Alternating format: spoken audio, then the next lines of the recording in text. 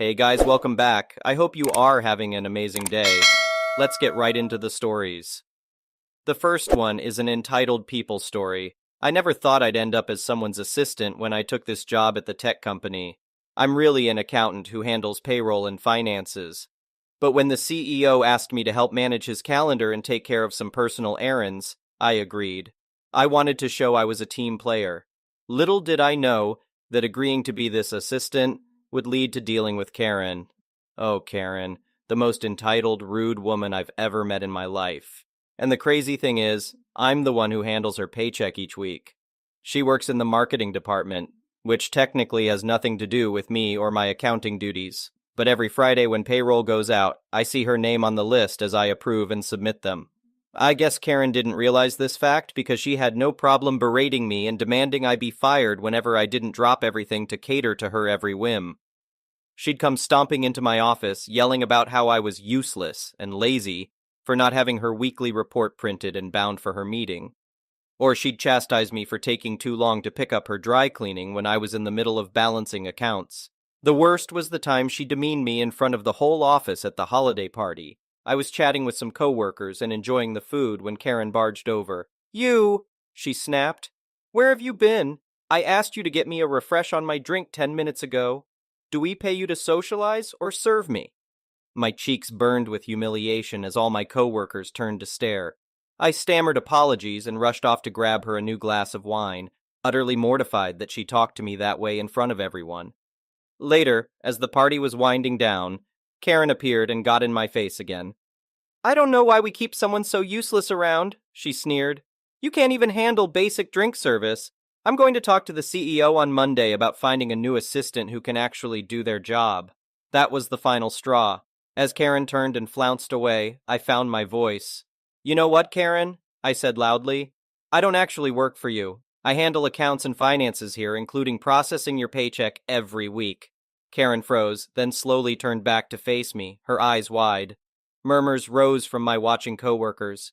"So if anyone is going to talk to the CEO about your job on Monday, it's going to be me," I continued, adrenaline pumping through me.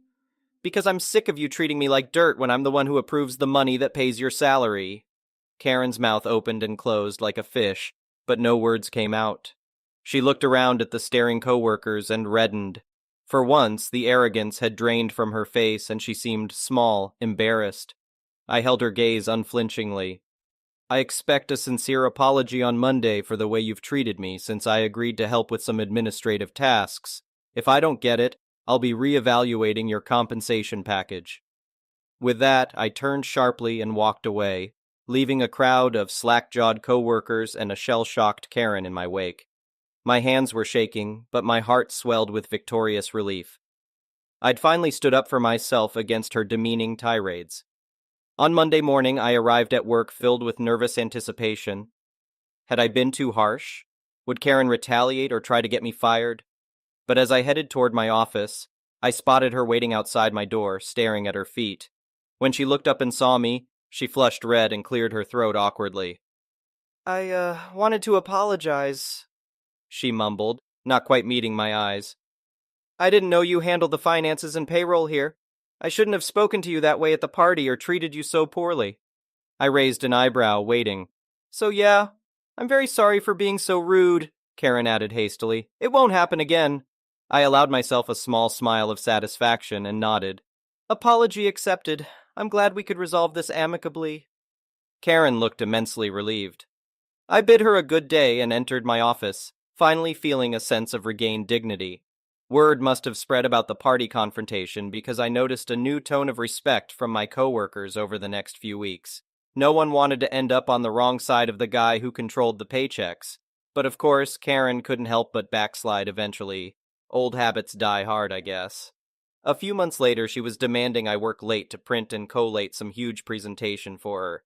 When I politely declined due to having dinner plans, she resorting to threats again. "If you don't stay and finish this tonight, I'll... She faltered under my stern gaze. We both knew she no longer held any power over me. After a tense moment, Karen tried a different tactic. "Please?" she implored with an overly sweet smile. "I'll be eternally grateful, and I know HR has been encouraging us to build more cooperative relationships."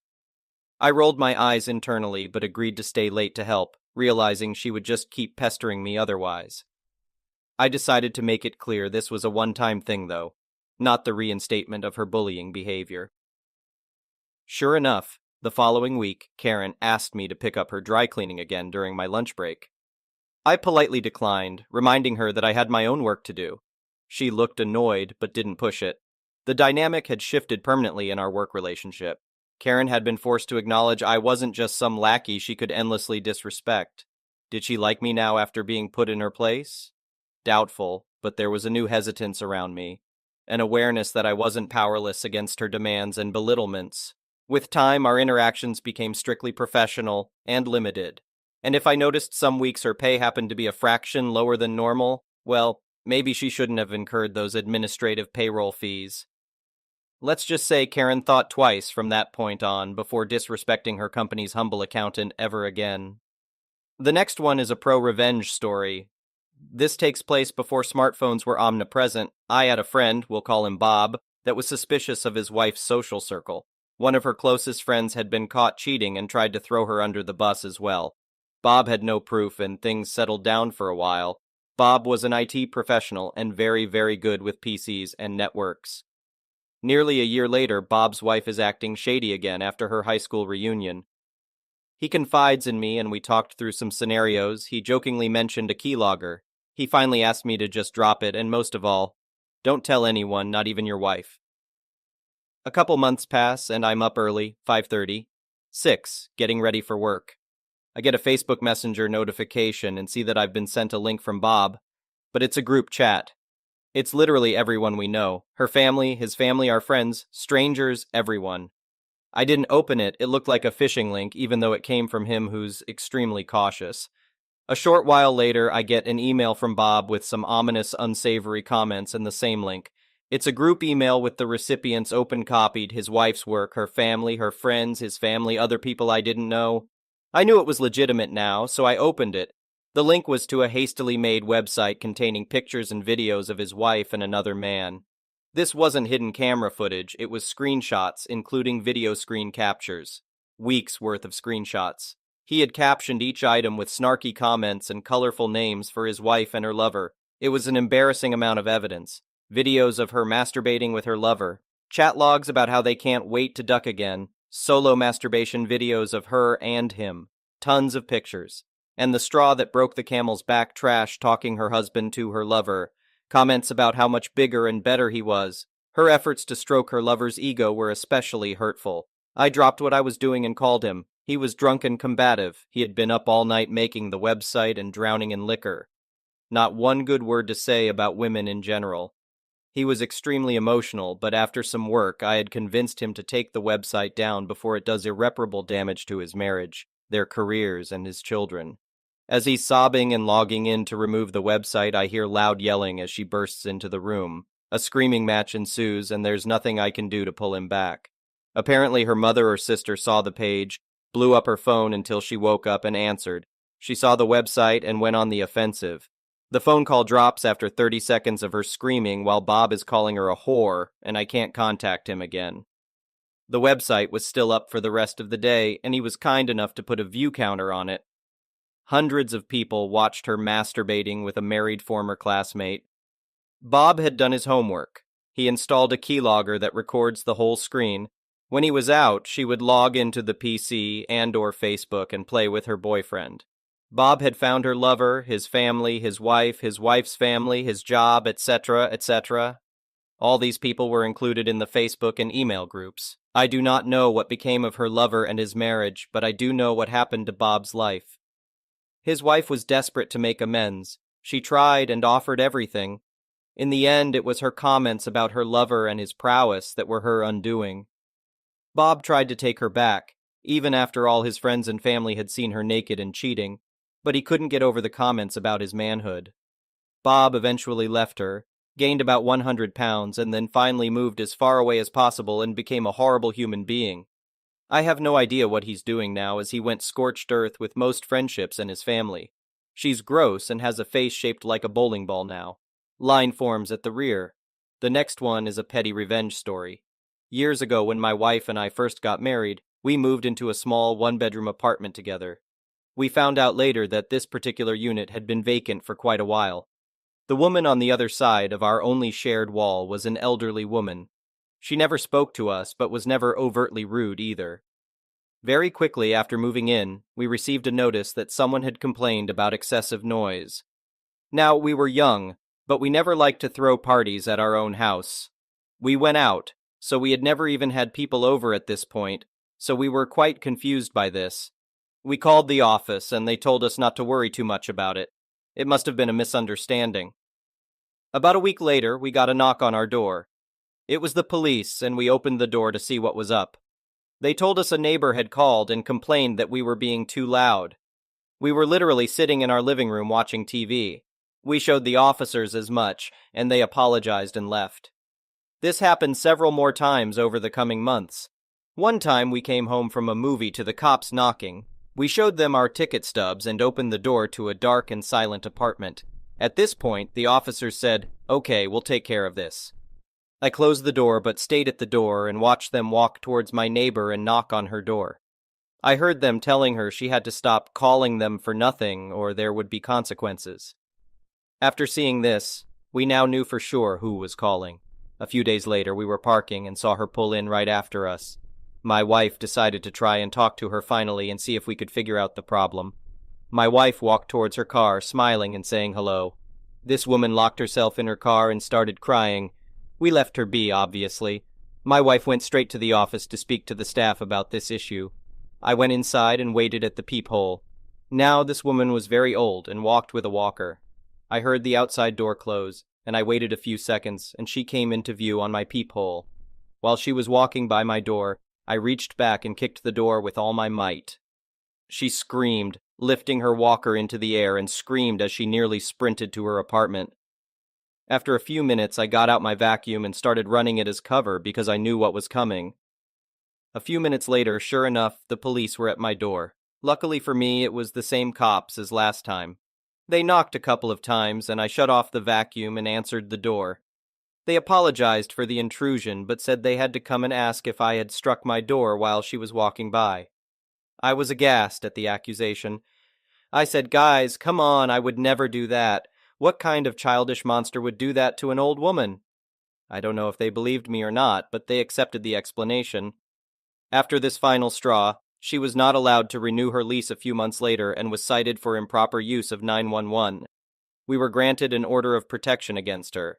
Was I an a-hole and super petty? Definitely. Do I regret it sometimes? Would I do it again? Abso-freaking-lutely. The next one is a malicious compliance story. Some background. About a year or two ago, I did a lot of shopping at a grocery store for work. Sometimes I needed to grab items from the liquor store attached inside the grocery store.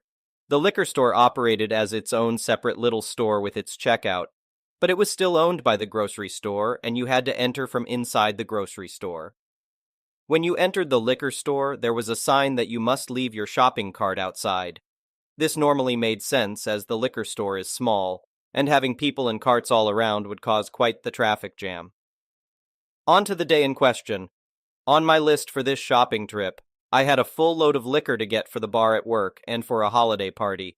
I probably needed around 15 handles of assorted booze. As I walked into the liquor store for this shopping trip, there was no one else around except for the cashier. Knowing I had a large number of items to purchase, I asked if I could bring my empty cart in and park it next to the checkout spot so I could load it with all the liquor bottles I needed to purchase.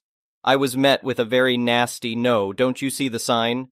I tried to explain the situation and how I needed many more bottles than I could possibly carry, plus there were no handheld baskets around for me to try and manage. The cashier wasn't having it and told me if I really couldn't carry everything at once, I could place some items on the checkout counter while I went to get more. This is where the malicious compliance comes in. I only needed about 15 bottles to cover the month's supply of booze, but I figured why not go ahead and get stocked up for next month. I spent about 15 minutes running back and forth from the shelves to the counter, placing more and more items down, taking up the whole counter. As I was doing this, a few customers came in, and I watched the cashier struggle to work around my items in order to scan and check out the other customers. The look on the cashier's face was glorious as he had to work around a problem he created for himself. When I finally did check out, the cashier didn't have enough room on the checkout counter to scan and bag my items. So, get this. The cashier then told me I could bring my cart in to put the bottles in to make room on the counter. I jokingly asked if he knew that carts were prohibited in the liquor store, but he didn't laugh at that one. After a few seconds of awkward silence, I went and got my cart anyway, because it would have been a huge inconvenience for me to run back and forth from the counter to my cart. I genuinely understand the store's policy on this, but sometimes there needs to be exceptions to the rule. The next one is an entitled people story. A few years ago, 2 friends' mothers were hospitalized and subsequently passed away. During that time, they needed a last-minute pet sitter, and I volunteered. They always went above and beyond when I needed help, so I looked at this as an opportunity to repay them. Our mutual friend Dana heard about this and told her friend Samantha that I pet sat. Dana never cleared it with me. Sam emailed me that she has accepted a job as a traveling nurse and is gone for weeks at a time. She contacts me with dates that she will need me to watch her cat. I respond that I am available and explain how much I charge. She replies that she's surprised I charge, and that it's too much money. I explain to her that I need to cover mileage costs because her house is far from my home, and I would have to pay my neighbor to look in on my cat. She then tells me that I could move into her house and not have to pay rent, and I can bring my cat so that our cats can be friends. I tell her I have signed a lease and don't want to move. I added that cats aren't as social as dogs, and I don't want to risk my cat getting hurt. Then she tries to get my sympathy by saying she is in dire straits because she doesn't know anyone else with references who pet sits on such short notice. I want to tell her that a lack of planning on her part is not an emergency for me, but I didn't. I let the whole thing go. The next month, I run into Dana and Sam at a party. In front of a group of friends, she tells me in a very self-important way that not only does she not have to pay for me to cat sit anymore, but she found a sitter who pays her.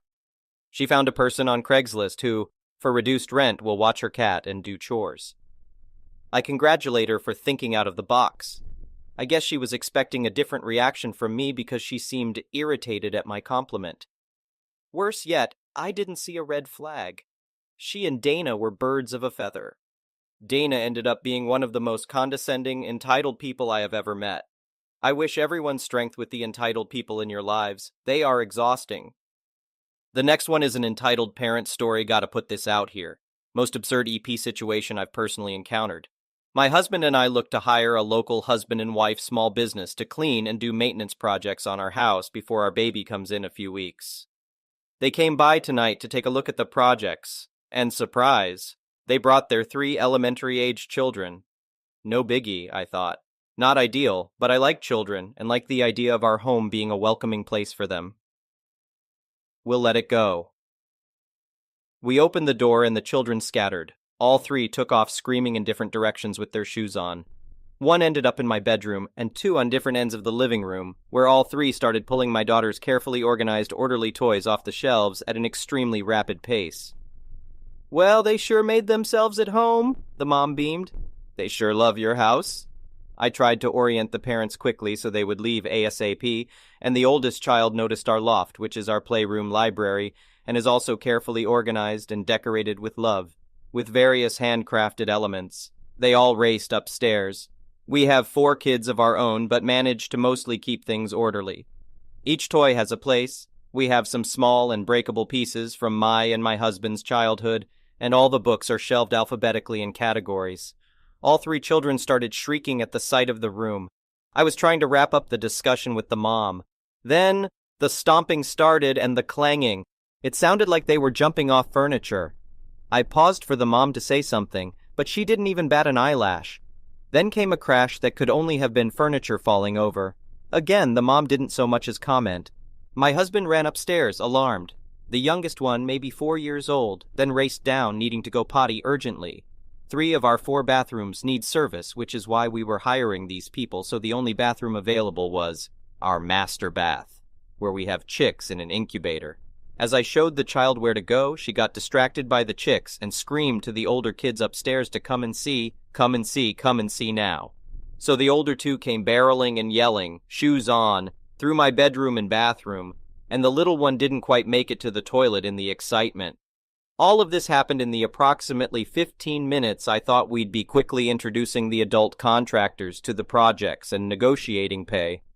This was bizarre and horrible, I thought, but we'll just have them do the job tomorrow and not work with them again. But then two of the kids started to tantrum when it was time for them to leave, notably without putting away a single toy they had disassembled and strewn about. Mom says, "It's okay, we'll be back so you can play more with them tomorrow." What the duck? She was expecting to bring the children and leave them unsupervised in my home, or maybe she expected me to provide childcare while she performed tasks that were clearly unsafe for children in closed-off rooms for 7 hours. Of course, we are canceling. I'm almost too shocked to even be upset. I just checked upstairs and found a shelf of books partially toppled. Every toy in the living room is in pieces on the floor. Pee is not in the toilet. It happened so fast I just can't. What? Thank you for watching. I would really appreciate it if you could like the video and subscribe to our channel if you haven't already. We'll see you again tomorrow.